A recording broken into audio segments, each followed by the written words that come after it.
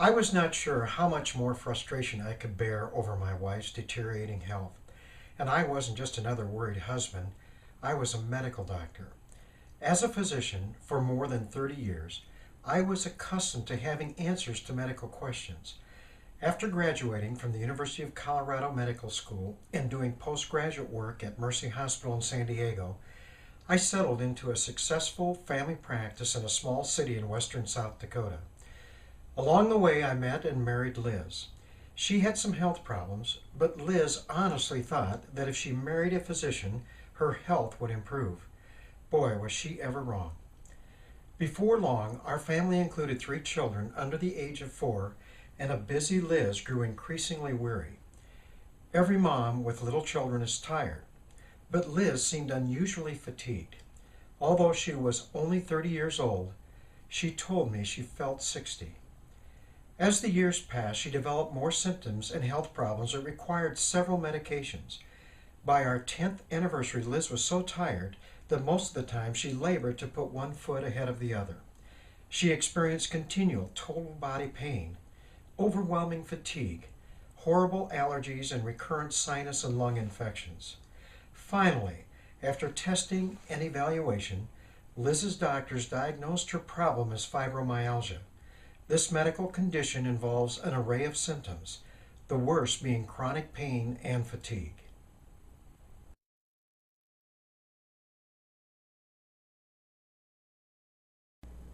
Can you explain to me what type of emotions that you feel when you hear your story being read like that? Well, Sarah, I'm really thankful that I'm not in that place anymore, for one thing. But it was a really hard time as a young mother, just trying to take care of my family and not understanding why I wasn't, in quotes, normal. Obviously, I had friends and they could have other people over and have company in the evenings. I couldn't do that. At 8 or 8:30 at night, I was in bed. I could hardly function.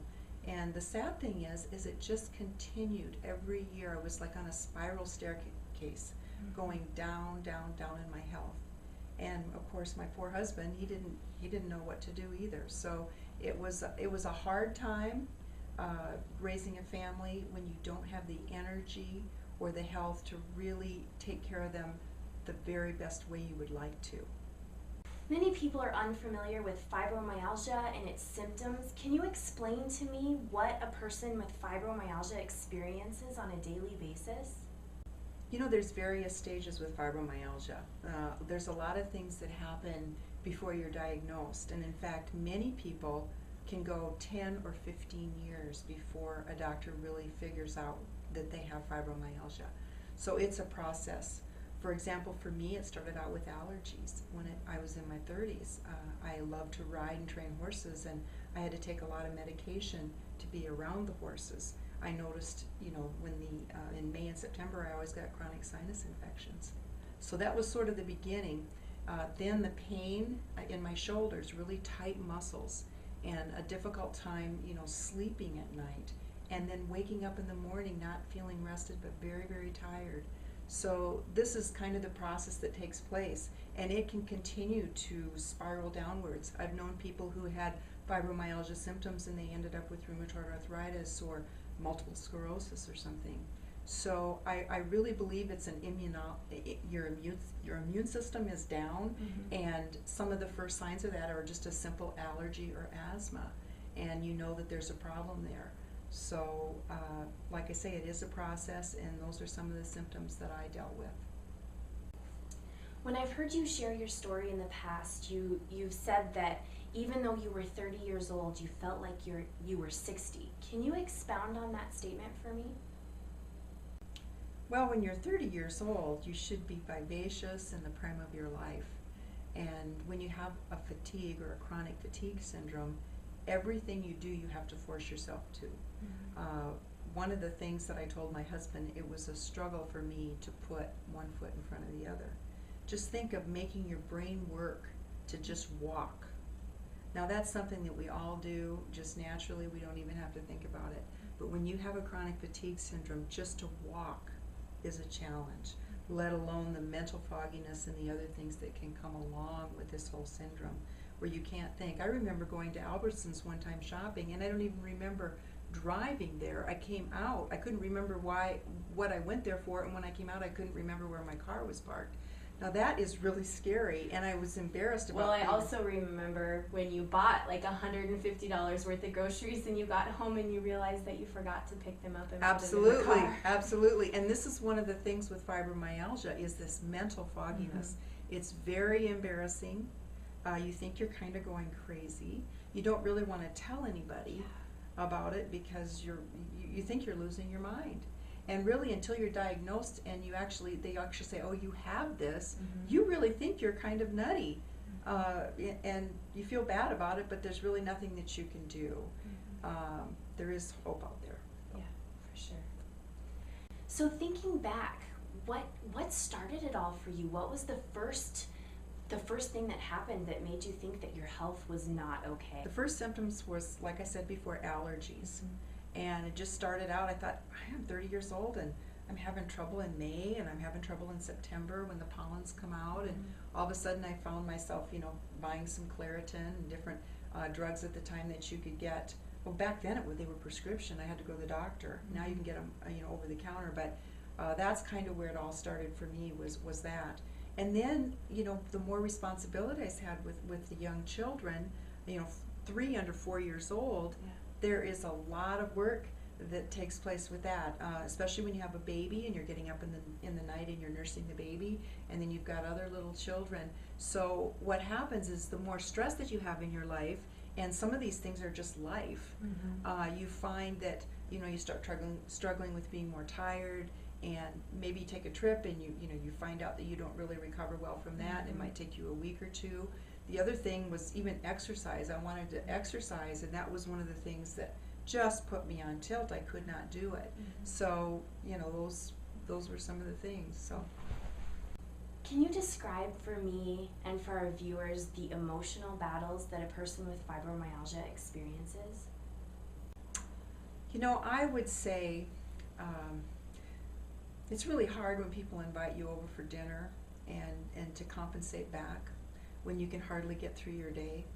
And that was always hard for me. And I had people look at me kind of funny, because I couldn't do a lot of things. And so we just kind of hunkered down, and I just did the best I could with my children.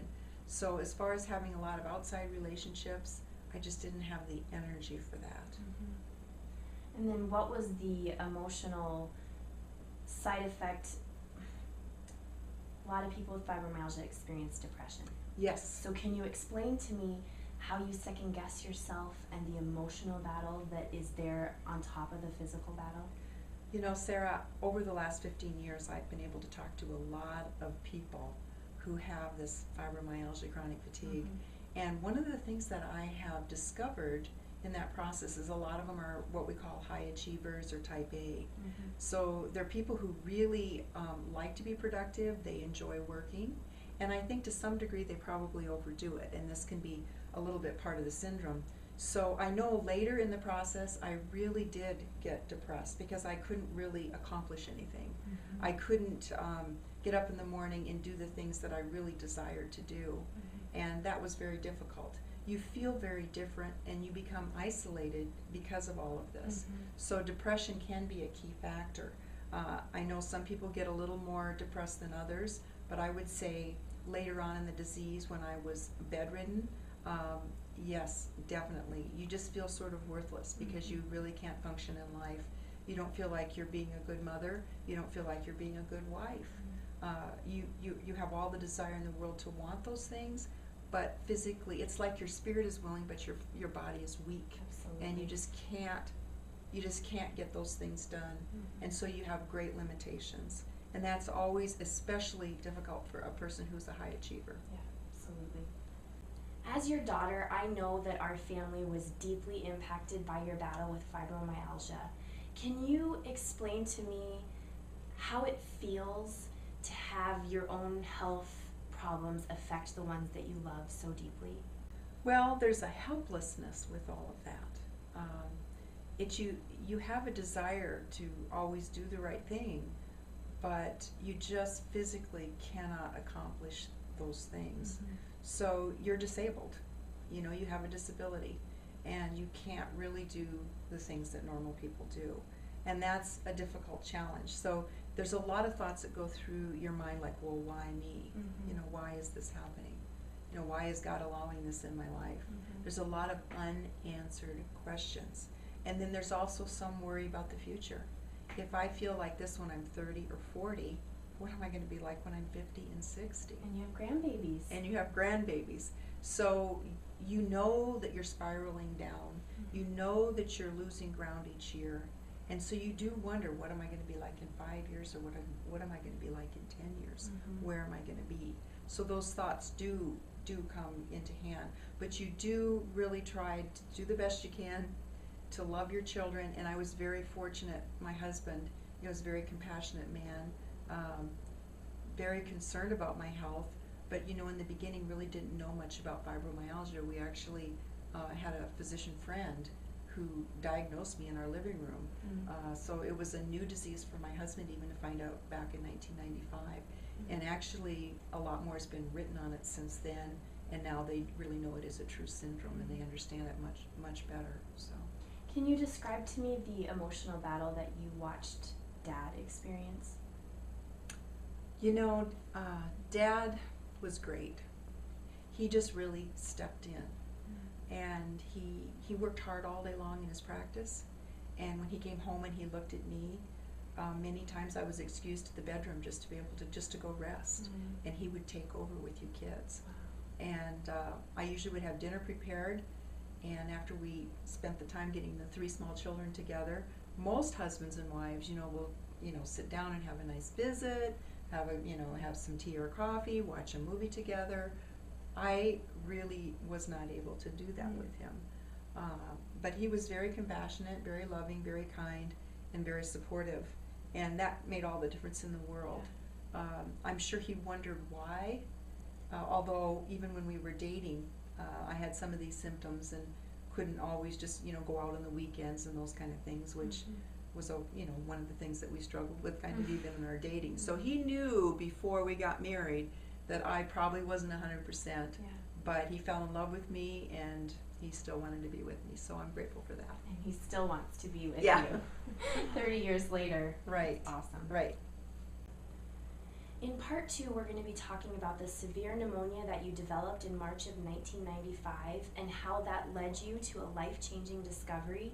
But I hate to leave this interview without giving our viewers some hope.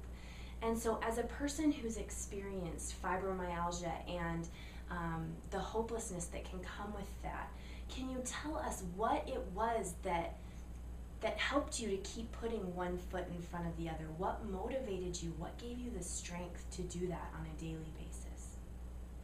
Sarah, you know your mother is a woman of faith, and I love the Lord very much, and I know He loves me.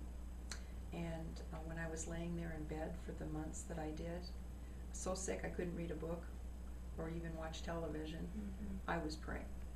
And I did not understand why it happened, but I knew that my future was full of hope, and that the plans that were out for me were going to be a good plans, not evil.